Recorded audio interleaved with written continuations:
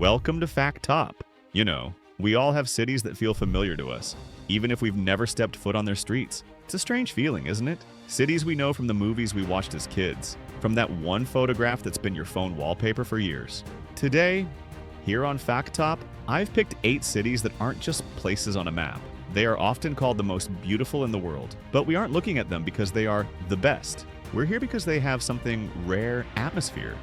The kind of energy that makes you stop in your tracks, take a deep breath, and think, I belong here, just for a moment. Okay, let's go. Paris, France. Paris, a city that really needs no explanation. Of course, there's the Eiffel Tower and the Seine, but the real Paris? It's in the small things, the tiny iron balconies, the way the light hits the old limestone buildings at sunset, turning everything golden. Even the chaos looks beautiful here. Imagine walking through Montmartre. You smell fresh bread and rain on the pavement. Paris feels warm. It's a palette of beige tones, soft grays, and those gentle yellow streetlights. And the food? It's a ritual. A croissant that flakily disappears in one bite. In Paris, you're not supposed to rush your coffee. You're supposed to watch the world go by. Kyoto, Japan. Now, take a breath. Because Kyoto is the complete opposite of Paris, it is quiet. It is peaceful. And in Kyoto, it feels like time finally gave up trying to run so fast. Think of ancient wooden temples, moss gardens groomed for centuries, and in the spring, the cherry blossoms, a sea of soft pink petals falling like snow. The colors here are honest: dark wood, cool stone, deep, vibrant green. There is no noise here, and only the sound of water or the wind in the bamboo forest.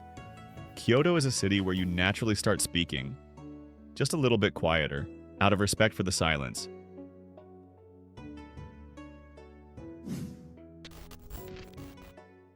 Venice, Italy.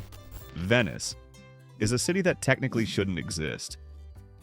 Building a masterpiece on water? It sounds like madness. But here it is. No cars, no sirens. Just the sound of oars dipping into the canals and the distant song of a gondolier. Every single turn feels like stepping into a 17th century painting.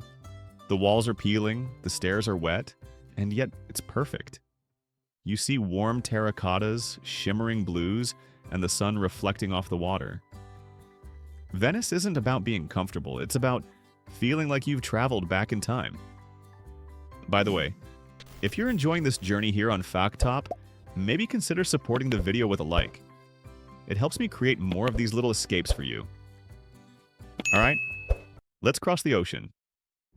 New York City, USA. New York, the legend. The city that never sleeps and, honestly, never even blinks. Skyscrapers that touch the clouds. The neon pulse of Times Square. But then, there's the quiet magic of Central Park in the autumn. Everything here is big, loud, unapologetic. It's a neon symphony, constant movement. The yellow taxis, the steam rising from the vents, the sheer scale of it all. New York is a city that either makes you fall in love or leaves you exhausted, but it will never, ever let you be bored. Cape Town, South Africa.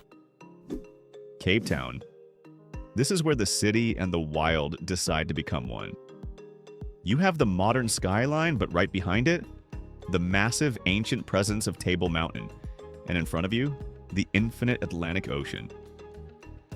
Sometimes the clouds roll over the mountain like a white tablecloth. It doesn't look real. The colors here are sharp. Deep blue water, rugged green cliffs, sunlight so bright it feels like a physical touch. It's a place for the soul. Fresh seafood caught that morning, wood-fired grills, and a glass of local wine as the sun dips below the horizon. Cape Town is for the dreamers who want space, and a little bit of wild freedom. Barcelona, Spain. Barcelona is a city that feels like a festival. Gaudi's architecture looks like it was grown, not built. Swirling towers and mosaic tiles that look like they came straight from a dream.